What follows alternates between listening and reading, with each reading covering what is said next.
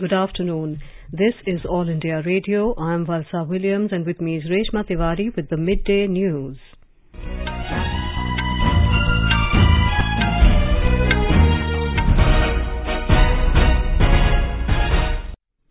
The headlines. Prime Minister Narendra Modi inaugurates Bundelkhand Expressway at Kaitheri village in Jalon district of Uttar Pradesh. Says it is time to work with unprecedented speed and dedication to build a new India. Lok Sabha Speaker convenes all-party meeting today ahead of monsoon session of Parliament. Over 5 crore people received benefit of e-Sanjeevani teleconsultation, says Union Health Minister Dr. Mansukh Mandavia. Information and Broadcasting Minister Anurag Singh Thakur stresses the need to adopt 5 visionary mantras for government communication. Respite in flood situation at Bhadrachalam in Telangana. Rescue and relief operation in full swing. US decides not to impose sanctions against India for purchasing S-400 missiles from Russia. In badminton, ace Indian shuttler PV Sindhu storms into the final of Singapore Open tournament. And in cricket, India to take on hosts England in the third and final one-day international at Old Trafford in Manchester tomorrow.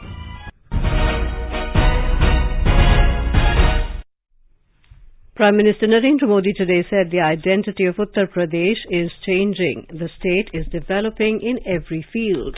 Speaking after inaugurating the Bundelkhand Expressway at Kaitheri village in Orai Tehsil of Jalon district in Uttar Pradesh, the Prime Minister said that now development is reaching every part of the state, ending the imbalance of growth, and this is also a kind of social justice. UP के जिन जिलों को पिछड़ा मानकर उन्हें अपने हाल पर छोड़ दिया गया था, वहां जब विकास हो रहा है तो ये भी एक तरह का सामाजिक न्याय है। गांव-गांव को सड़कों से जोड़ने के लिए तेजी से काम करना, घर-घर तक रसोई गैस का कनेक्शन पहुंचाना, गरीब को पक्के घर की सुविधा देना, घर-घर में शौचालय बनाना, ये सारे काम भी सामाजिक न्याय को ही मजबूत करने वाले कदम है। The Prime Minister said after 2017, connectivity has reached the small cities in Uttar Pradesh and now every part and region of the state is getting connected by road and by air as well, which is Sabka Saath Sabka Vikas in real terms. Uttar Pradesh हर कोना नए सपनों को लेकर के, नए संकल्पों को लेकर के अब तेज गति से दौड़ने के लिए तैयार हो चुका है और यही तो सबका साथ है, सबका विकास है। न कोई पीछे छूटे, सब मिलकर आगे बढ़े। इसी दिशा में डबल इंजन की सरकार लगातार काम कर रही है। यूपी के छोटे-छोटे जिले हवाई सेवा से जुड़े, इसके लिए भी तेजी से काम किया जा रहा है। Mr. Modi said law and order and connectivity were 2 areas where the state was lagging behind on the path of development, but now both things have improved and the kind of development work which is happening now has not happened in the last 70 years. The Prime Minister said it is now time to work with unprecedented speed and dedication to build a new India. He said the Bundelkhand Expressway will benefit the industrial growth of the region, agriculture-based industries will flourish, and it will help the defence corridor, resulting in the overall development of the region. इस express highway के दोनों तरफ अनेक उद्योग स्थापित होने वाले हैं। यहाँ भंडारण की सुविधाएं, कोल्ड स्टोरेज की सुविधाएं बनने वाली है। बुंदेलखंड एक्सप्रेसवे की वजह से इस क्षेत्र में कृषि आधारित उद्योग लगाने बहुत आसान हो जाएंगे। खेत में पैदा होने वाली उपज को नए बाजारों में पहुंचाना आसान होगा। बुंदेलखंड में बन रहे डिफेंस कॉरिडोर को भी इससे बहुत मदद मिलेगी। ये एक्सप्रेसवे बुंदेलखंड के कोने-कोने को विकास, स्वरोजगार और नए अवसरों भी जोड़ने वाला है। Talking about the water problem in the region, the Prime Minister said many irrigation projects along with Har Ghar Jal scheme will end many problems in Bundelkhand. मेरा बुंदेलखंड के साथियों से एक और आग्रह भी है। आजादी के 75 वर्ष के अवसर पर देश के अमृत सरोवरों के निर्माण का संकल्प लिया। बुंदेलखंड के हर जिले में भी 75 अमृत सरोवर बनाए जाएंगे।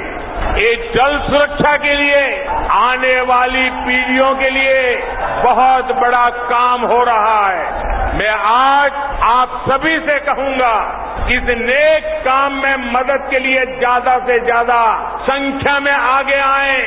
अमृत सरोवर के लिए गांव-गांव कार सेवा का अभियान चलना चाहिए। Mr. Modi said the forts along with the Bundelkhand Expressway will help in increasing tourism and youth will be easily connected with it. Talking about the development projects in the country, the Prime Minister said that with Gati Shakti Master Plan, we are architecting the country of the 21st century. He counted many projects which were started by the state government and completed by the same government. He urged people to celebrate Azadi Ka Amrit Mahotsav and remember the heroes of our freedom struggle in the coming month. Nothing should be done which hampers the development of the country. Prime Minister Narendra Modi planted a sapling of Hari Shankari at the expressway.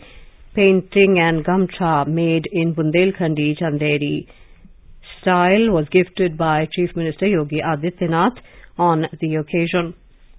Chief Minister Yogi Adityanath said this expressway will help in establishing Jhansi and Chitrakoot node of the defence corridor. He said that Jalon district is also on number 1 in completing Gharoni of the villages in Bundelkhand region. He said that Bundelkhand region is now getting the benefit of many schemes launched by the union and state governments, and very soon Har Ghar Jal project is going to be completed and will eradicate the water problem. आजादी के अमृत महोत्सव वर्ष में बुंदेलखंड को 2014 के बाद विकास, जन सुविधाओं और ईज ऑफ लिविंग की उन सभी सुविधाओं का लाभ मिलता हुआ दिखाई दिया है, जिसके लिए दशकों यहां के लोगों ने आजादी के बाद प्रतीक्षा की। Lok Sabha Speaker Om Birla has convened an all-party meeting today ahead of the monsoon session of Parliament beginning on 18th July, Monday. During the meeting, Mr. Birla will seek support of political parties to ensure smooth functioning of the House. Rajya Sabha Chairman M. Venkaiah Naidu has also called a meeting of floor leaders of different parties in the upper house on the 17th of this month. An all-party meeting has also been convened by the government on the same day to seek cooperation from all political parties. The monsoon session will continue till 12th of August. The session is important as the presidential and the vice presidential elections will be held during this period. The presidential election will be held on Monday, while the vice presidential election will be held on the 6th of next month. The Press and Registration of Periodicals Bill 2022 has been listed for introduction in the upcoming monsoon session of Parliament. The bill seeks to replace the Press and Registration of Books Act 1867 by decriminalization of the existing Act, keeping the procedures of the extant Act simple from the viewpoint of medium and small publishers, and uphold the values of press freedom. Health Minister Dr. Mansukh Mandavia today said more than 5 crore people received the benefit of e-Sanjeevani teleconsultations. Using this innovative digital medium, patients consult doctors and specialists on a daily basis to seek health services. In a tweet, Dr. Mandavia said the poor living in remote areas of the country are getting expert doctors' advice at health and wellness centers. He said e-Sanjeevani is the best example of digital health and people can take advantage of e-Sanjeevani teleconsultation through the app. The Health Minister said under the leadership of Prime Minister Narendra Modi, India is all set to achieve the 200 crore COVID-19 vaccination mark. In a tweet, Dr. Mandavia said the countdown has started to achieve the 200 crore vaccination mark. More than 199 crore 87 lakh vaccine doses have been administered in the country so far. The Health Ministry said over 22 lakh 93,000 doses were administered yesterday. The recovery rate is currently at 98.48%. Over 18,000 people recovered in the same period. Over 20,000 new cases were recorded in the last 24 hours India's active caseload currently stands at 1,40,760. 56 deaths were reported in the last 24 hours. In Maharashtra, around 85,000 beneficiaries were inoculated with precautionary dose on the first day of the 75-day drive for free COVID-19 precaution dose. Till date, more than 8,95,000 beneficiaries have been inoculated with precautionary doses in the state. In Mumbai, a total of 12,730 beneficiaries got a precautionary dose, while more than 10,000 in Thane, more than 9,000 in Palghar and 8,294 beneficiaries in Pune were inoculated with a precautionary dose yesterday.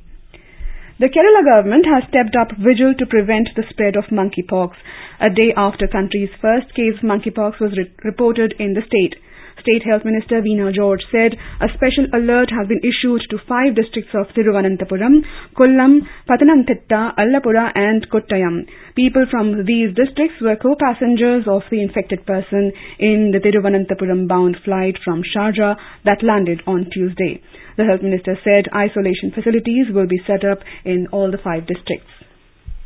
The Ministry of Rural Development has cautioned the general public against fraudulent claims by an organization purportedly carrying out recruitment in the name of the ministry. The ministry in a statement said that the National Rural Development Mission NRDM, NRDM.in, claiming to have its office at National Rural Livelihoods Mission, Jai Singh Road, New Delhi, an alternate operational address as 12 Lodi Road and contact number 8375999665 does not work under the purview of the Ministry of Rural Development.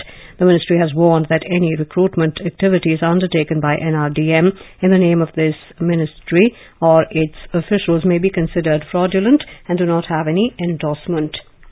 In Telangana, flood at Bhadrachalam is receding, with river Godavari flowing at 70.7 feet this morning after it was flowing beyond 71 feet during the wee hours. However, the authorities are keeping a close watch over the inflows. 5 teams of the Army and 10 teams of NDRF are engaged in rescue operations. Special Officer N. Sridhar is monitoring the relief operations at Bhadrachalam. The administration is focusing on evacuation from low-lying areas. About 21,000 people from about 100 villages and residential areas on the riverside have been evacuated to safer locations. The Bharatiya Janata Party today alleged that the Congress leaders conspired to destabilize the Gujarat government after the 2002 riots and defame the then Chief Minister Narendra Modi.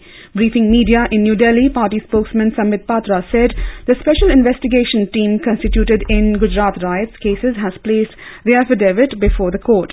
He said this affidavit states that there were some financial transactions that took place between late Congress leader Ahmed Patel and activist Teesta Setalvar. He also alleged that Patel was merely a conduit in the alleged transaction, but the driving force was Congress President Sonia Gandhi. Mr. Patra further alleged that Teesta Setalvar and her associates were working with political motives to malign the image of the state government. बहुत स्पष्ट रूप से ये affidavit कहती है कि तीस्ता सितलवाड़ और उनके सहयोगी जो काम कर रहे थे वो मानवता के लिए काम नहीं कर रहे थे, वो एक पॉलिटिकल डिजाइन के साथ, एक पॉलिटिकल ऑब्जेक्टिव के साथ काम कर रहे थे और उनका मंसूबा क्या था? They had 2 objectives, dismissal and destabilisation of the publicly elected Gujarat government. यह प्रथम पॉलिटिकल ऑब्जेक्टिव तीस्ता सितलवाड़ और उनके साथियों का था. The second political objective was to frame innocent people in Gujarat riot 2002. किस प्रकार से नरेंद्र मोदी जी के नाम को शामिल किया जाए, किस प्रकार से उन्हें अपमानित किया जाए, उनको किस प्रकार से पदच्युत किया जाए, किस प्रकार से उन्हें परेशान किया जाए, ताकि भविष्य का एक लीडर जो भारतीय जनता पार्टी को आगे लेने की क्षमता जिसमें है उसे रोका जा सके.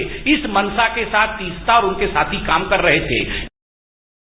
Meanwhile, the Congress has categorically refuted the charges against Ahmed Patel.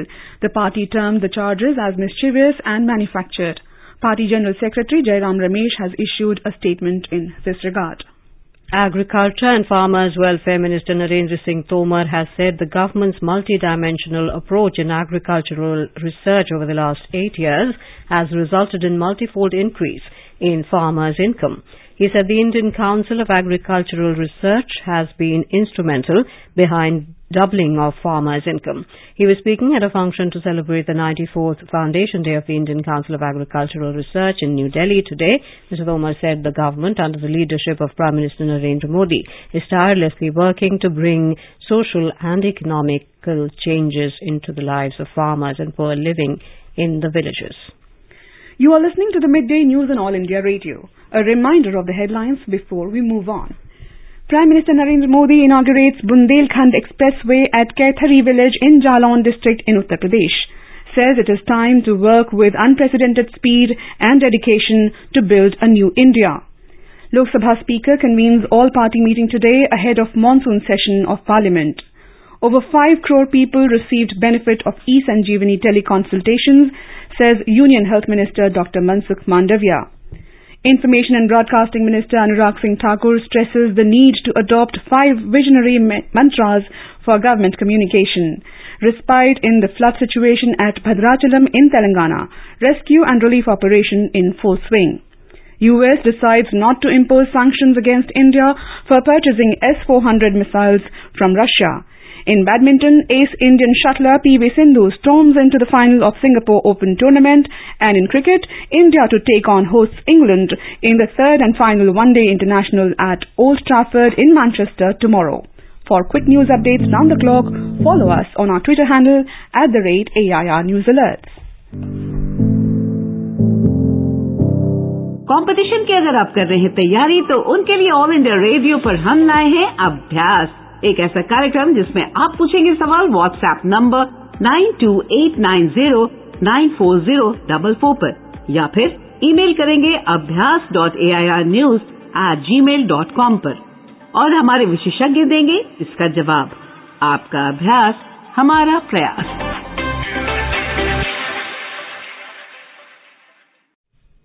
Welcome back to the Midday News. Information and Broadcasting Minister Anurag Singh Thakur has stressed upon the mantra for effective communication to guide government communication for India 2047. Addressing the opening ceremony of the 3rd Annual Indian Information Service Officers Conference in Vigyan Bhavan in New Delhi today, the minister gave the mantra of effective communication in the form of 5 C's. These are citizen-centric and compassionate, co-creation with target audience, collaboration, contemplation, and continuous capacity enhancements. He said these would be very important for future communication campaign. He added that coordination with the state governments will help to reach the benefit of various schemes of the central government to people in remote and far-flung areas of the country. Lauding the role of the IIS officers in disseminating relevant and accessible information to the poor and the needy, Mr. Thakur encouraged the participants to keep learning and upskill themselves continuously. Speaking on the occasion, Secretary Information and Broadcasting Apurva Chandra said during the COVID-19 pandemic, communication strategy was successful in instilling belief in the government. He said more and more communication is being transmitted through social media with the spread of mobile technology. He said beneficiary sound bites of the government schemes should be shared in the social media. The IIS conference is a platform for government communicators to discuss, deliberate and decide a way forward to improve effective communication in the future. Principal Director General of Press Information Bureau Jaideep Bhatnagar, Principal Director General News of All India Radio N. Venudhar Reddy, Principal Director General of Central Bureau of Communications Satyendra Prakash, Chief Executive Officer of Prasar Bharati and Director General Doordarshan Mayank Agarwal, senior IIS officers and other officials from various media wings of the ministry were present on the occasion. In the Union Territory of Jammu and Kashmir, Sri Amarnath Ji Yatra from Baltal Base Camp and from Pahalgam route has been temporarily suspended due to bad weather conditions. As per the reports, it has been continuously raining on various points on the Baltal route in Chandanwadi, Sheshnag and Panjatarani on Pahalgam track and around the Holy Cave. The Yatra shall be allowed to move further only after the improvement in the prevalent conditions. Meanwhile, 1,72,013 yatris have paid their obeisance to Shivlingam at the Holy Cave Shrine till last evening. In the Union Territory of Jammu and Kashmir, Srinagar Deputy Commissioner Muhammad Ejaz Asad chaired a meeting of zonal and district officers of all the departments of Srinagar district to finalize the preparations and plan of activities for the celebrations of Har Ghar Tiranga to mark the 75th Independence Day under Azadi Ka Amrit Mahotsav.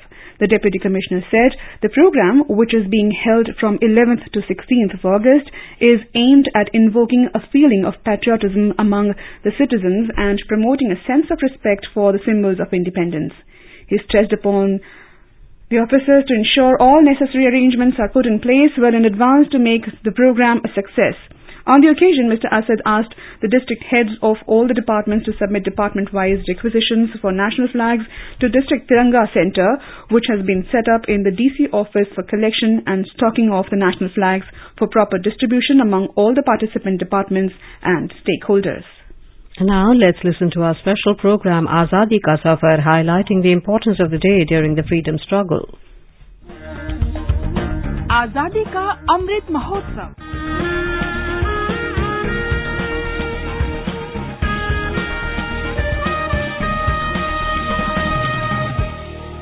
Azadi Ka Safar with AIR News. Birth of a Nation. India's glorious freedom struggle is one of the greatest struggles the modern world has ever witnessed. AIR News brings you a glimpse of this struggle every day.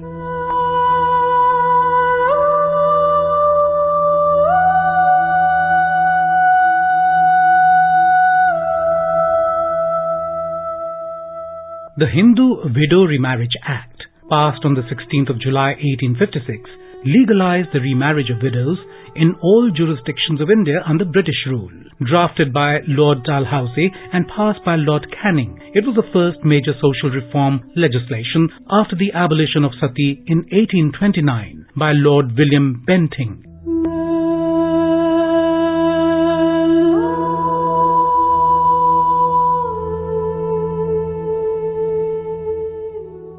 Polygyny and child marriage were common practices in Bengal in the early decades of the 19th century. Girls were typically married off at a very early age and often to much older men. Consequently, young widows came to constitute a large proportion of the population. These widows were typically condemned to a life of harsh austerity. A number of social reformers tried to address these issues.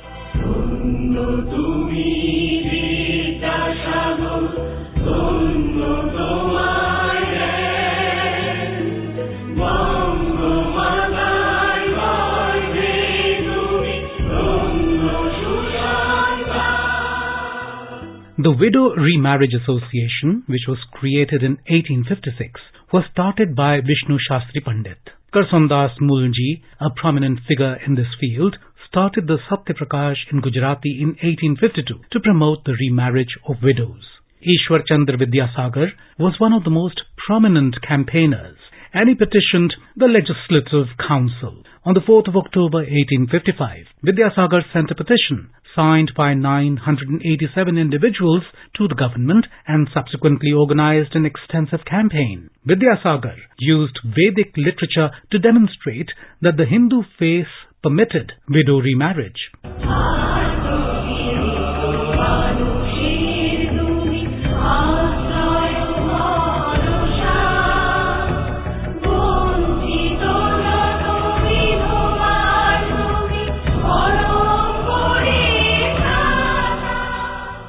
The Act validated and regulated Hindu widow marriages. It recognized a remarried widow's rights and inheritance as if she had married for the first time. The Act also legally protected males who married a widow. The first marriage took place in North Calcutta on the 7th of December 1856 when the Hindu Widow Remarriage Act was passed. The groom was Ishwar Chandra Vidyasagar's close friend's son.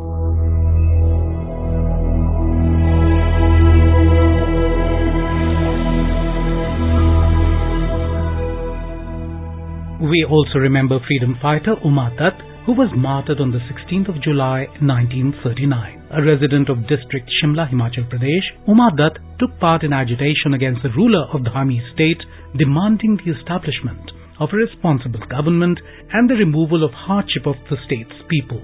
On the 16th of July 1939, when the people were demonstrating with the national flag, suddenly the state police snatched it away and set it ablaze. This act caused a mass fury and resulted in the police firing on unarmed agitators. Umada was killed in the firing on the 16th of July 1939. All India Radio News salutes the great daughter of the nation.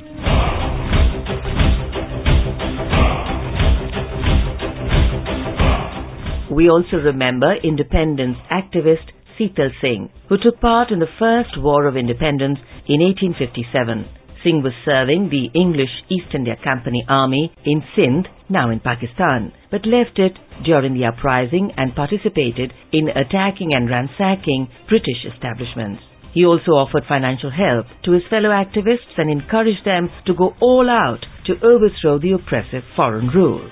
Seetal Singh was captured in the course of a confrontation with the company army in the Sindh area and charged with desertion and mutiny against the British authorities.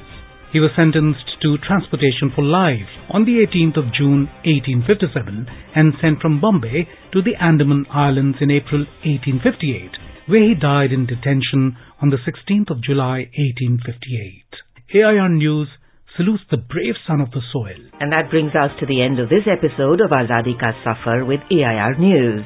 See you in the next episode tomorrow.